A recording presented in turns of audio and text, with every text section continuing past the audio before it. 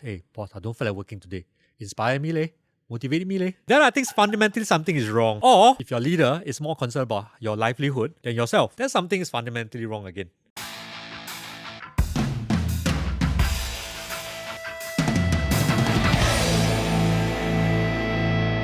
Aside from this, like sometimes the lonely part of being in FA also is because like when people reject you like countless of times, right? Then how do you handle those kind of like rejections? Or maybe like if there are any like I don't know, like very difficult clients that still stuck to you until now. Have you ever been at the bottom of a leaderboard before? Mm-mm.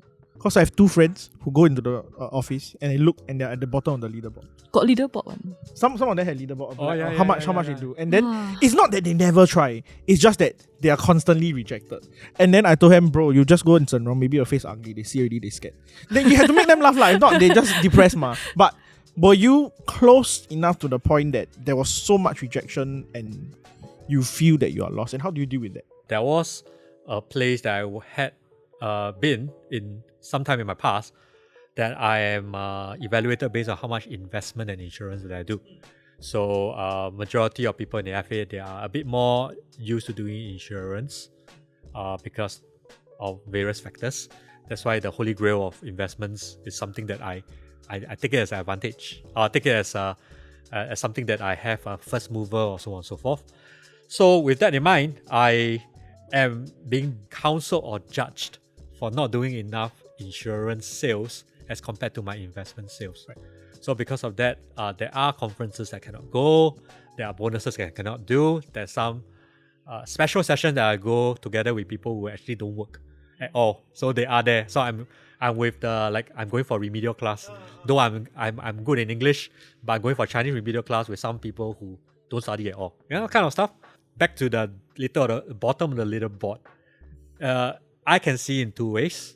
If they're trying their best, it depends on the leader of that day, whether they want to encourage someone at the bottom. Because if it can show that everybody is doing that well and they are reasonably well, just bring them to the bottom, means that it may be the whole team's productivity just go shoot to the moon or sky high. Right. Or maybe unfortunately they have a phase like that. I don't know lah, like what you say. But I think as a leader, you got to ascertain effort and recognition of this, because there are advisors that barely put in any effort, but they're always top because they do have the right network. And you cannot say, you know what, I'm a lousy advisor because I don't have that network.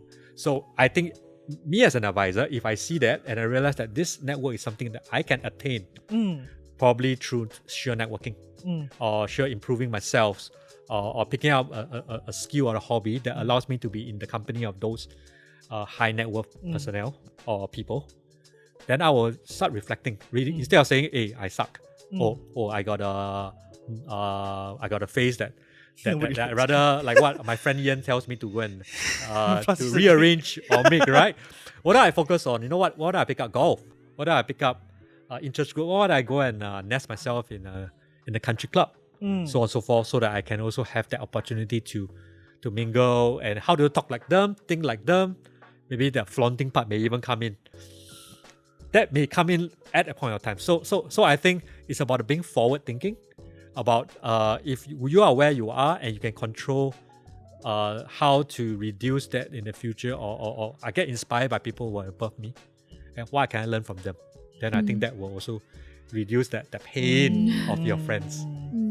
But it's like if you're in the bottom of the leaderboard, then like let's say if it is like that constantly for maybe like a few months, then when is the time where you know that maybe this is just not for you? Like you can take inspiration for other people up there, but then sometimes it is what it is, you know. Yeah. I think maybe I will bring back to this idea where a lot of people say that, you know what, I can't find a job outside, I'll be an advisor. Yeah, yep. Right? That is unfortunate side effect, and though it's true, like, I cannot find a job 6 months, let me try being an advisor. But I also feel that advisor's job is not for everyone. The very fact that you have to be self-driven, you have to always learn, you don't owe it to anybody to motivate you or inspire you. Because if I go to my boss, hey, boss, I don't feel like working today. Inspire me, leh. Motivate me, leh. Then I think fundamentally something is wrong. Or if your leader is more concerned about your livelihood than yourself, So it's like, you know what, I'm okay with $500 a month because I just eat budget meal every single day at the kopitiam. I don't need to worry. But your leader is worried that you don't have enough to provide for a family. Then something is fundamentally wrong again. So I have to say that at the end of the day, it is what it is lah. So I think as an advisor, we got to be very, very clear that you don't owe it to anybody lah. So with that in mind, I think if you don't even have that, then you got to ask yourself, why am I here? And number two is that in Chinese called 天时地利人和, which is you're in the right place at the right time and the right group of people. And sometimes the vibes don't match. There's no logical reason why it doesn't match. 12 months to 24 months. Right. If your reasonable best doesn't yield you anything. I think number one, first thing, if how I view the career is out, let's go out fast. Second, I do my reasonable best and I still cannot hit what I need for my income. Right. You probably also should also start considering, right? Right. But that will be a bit later on. Number three, maybe there will be the third group of people that like structure in their lives. Like I need to be told what to do. I like to have a routine of going to the work and doing what I need to do. I don't want to have instability of my schedule every single day because you get cancellations, you get this. My client say, hey, I'm sick. Can I meet you now? You're halfway there already. Stuff like this. I want stability. I want to have excitement in my life outside my work. Right? So I think these are a few things that but I believe these are things that you should know or kind of have an inkling of what you are getting yourself into during the onboarding process in the first place. So they can reduce that. Buyer's regret, essentially. Yes. Yeah. And of course, at the end of the big one, you do not gel with your group. That one only when you come in. So that is where the leader has to also ascertain the value system of the person come in, and it has to be aligned. If it's like a North Pole, South Pole kind of, or North Pole repel because you're an ego person, I always fight. Then you ask yourself as leader, what type of culture do I want to have in the group? So of course, the person coming in wouldn't know what's happening in the group. Yep. So I think you owe it to the existing group, or whoever you bring in, has to be complementary to the culture. I think that is my responsibility as a leader to ensure that it will be something that is, I won't say you have to be same homogeneous, got to be a SAF, everybody got to march together. It's not about that. But you can embrace diversity of opinions and thoughts. But you need not be homogeneous. I mean, you have to be quite aligned in what you believe are the things that you want to achieve in this career. It has to be aligned. The ways you do it or your personality can be different. It's okay. It brings diversity and color. So speaking, trying to pivot away from all the like set and dreary things, let's talk about the more exciting parts of being an FA. Like for me personally, when I'm in a job, right, there will be a moment in time where I know I'm like, I'm officially worthy of the job title. And then there will be a moment where I'm like, I'm really good at my job. So for example, my first video that got published that people watch and people tell me, hey, nice video. Okay, I'm a video editor. The video that has 1 million views, I'm a very good person at making video. What is it like for you as an FA that you're like, yes, this now I feel like I'm an FA? And when is it when you like, I am a good enough FA that I can start teaching other FAs and guiding other FAs? What were the milestones for you? I do a lot of teaching stuff of other FAs and even in the poly during my early years. So I always like to help advocate, I would say the right value, the right principles, or the way I see it, see this practice, or the technical knowledge that I can impart. So I think that has already given me that assurance that I'm steadfast in what I believe in. But of course, the stigma comes on and off because I think the criticism of FAs in the past is different from the criticism of FAs today because it's based on the worst behaviors amongst us that evolves over time, right? So the stigma will always come. But ask yourself, when you see stuff like this, it's like, you know what? Do I still believe in what I believe in? Because I know there are people who gave up halfway, which means that their North Star has shifted to a South Star, maybe, or No Star because they got out of the industry. At the end of the day, if your principles remain steadfast and you are earning enough money for your family, because at the end of the day, as I said, this is not a happy career, and we talk about sacrifices just now and everything, but there are the high points of the industry, Right. and to everybody is different. To some, it's the number of conventions I qualify a year. Yeah. To some, is the things that I could buy with the income that I have. So to me, is that I am available for my family when they need me to be around. Number one. Number two, of course, the very fact that I could provide for my family a decent living. I wouldn't say extravagant, a decent living.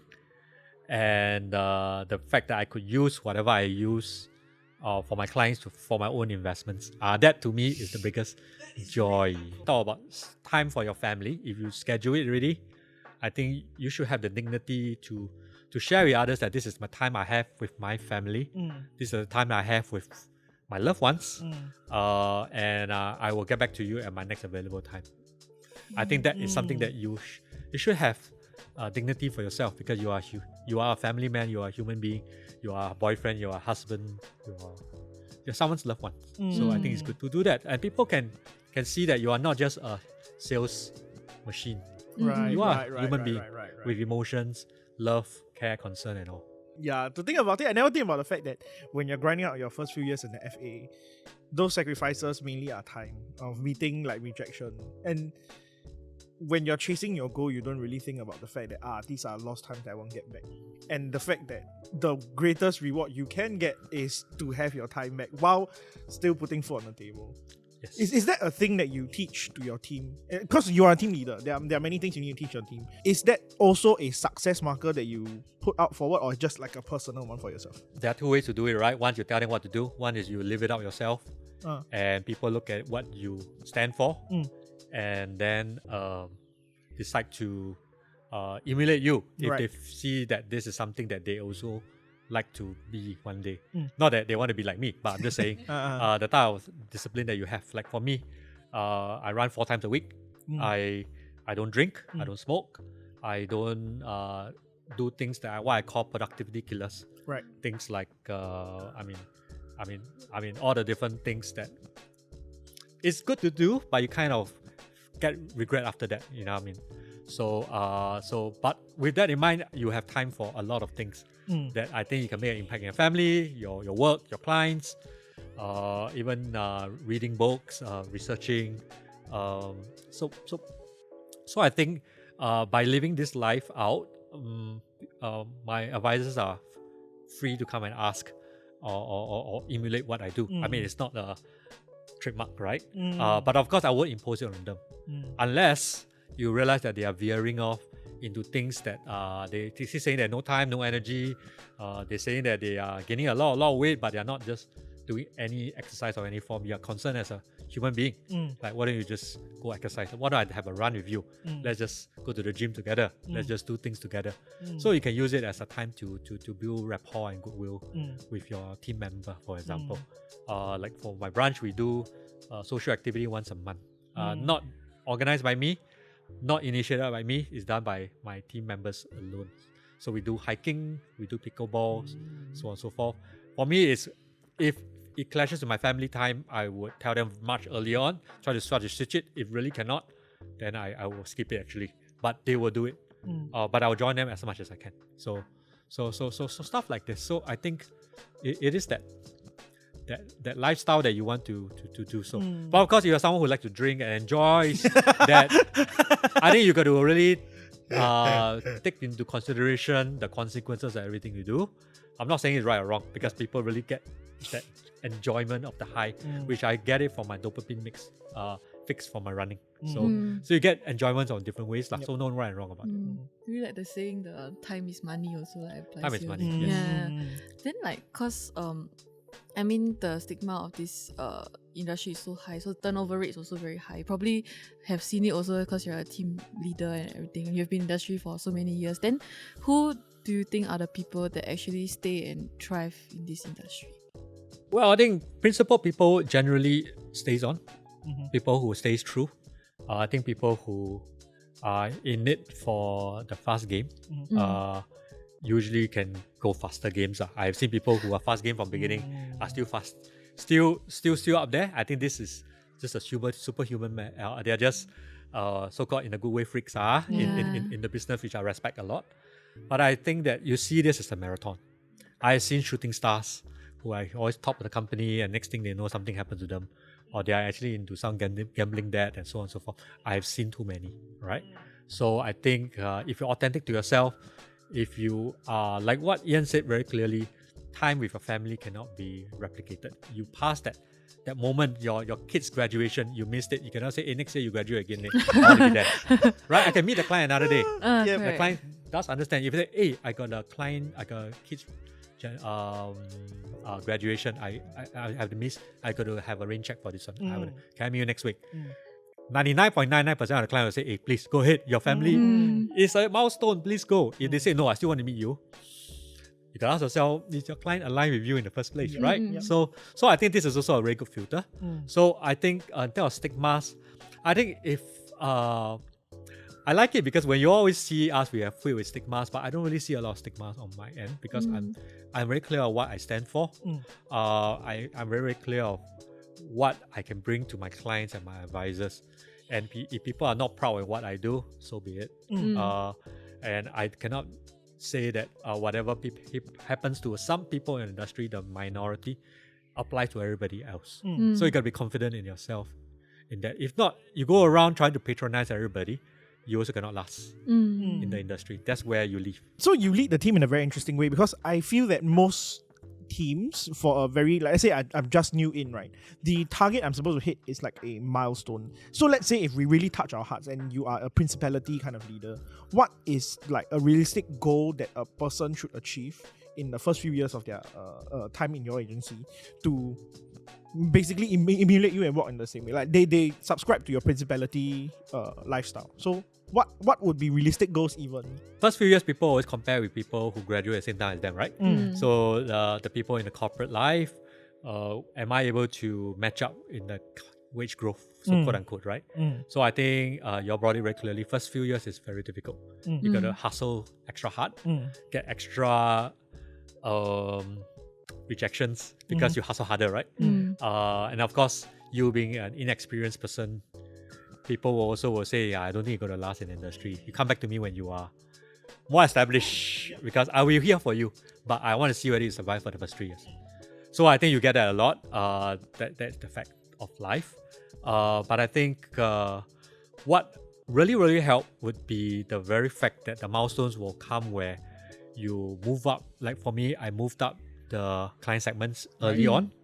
So I wouldn't talk to the fellow poor people that who were with me in the place. I also don't want to work with my poor friends that have only time to meet me right at night when they are so tired. I'm so tired. I don't know what you're talking about. We start ranting about work. Next thing you know, time's up. So I'd rather meet with the lecturers and the staff. So to me, it's always about breaking through to the next segment that is a milestone because that brings longevity to the business. The very fact that you're able to help a client in a holistic manner because I think the easiest way to sell a product. Second way is to deal with a need, for example, a retirement need. The more difficult part would be handling a few needs at the same time. Then of course the more holistic needs is to bring in external partners like lawyers, bankers, trust people to create the holistic, like almost family office like kind of planning for people, and you are the project manager for everything. So these are what I call growth segments in terms of your line of business or even the way you do holistic planning. So that are milestones because it sticks with you. Once you break through, it's not about how well you did last year. You were MDRT last year, you were this, because sales is like this. January 1st, you reset. But if you break through those things and you have done it before, it's with you. Just like you pass your driving license, as long as you don't cut out too many demerit points, you can drive. You know, you cannot say, oh, I forget how to drive the next morning or the next year.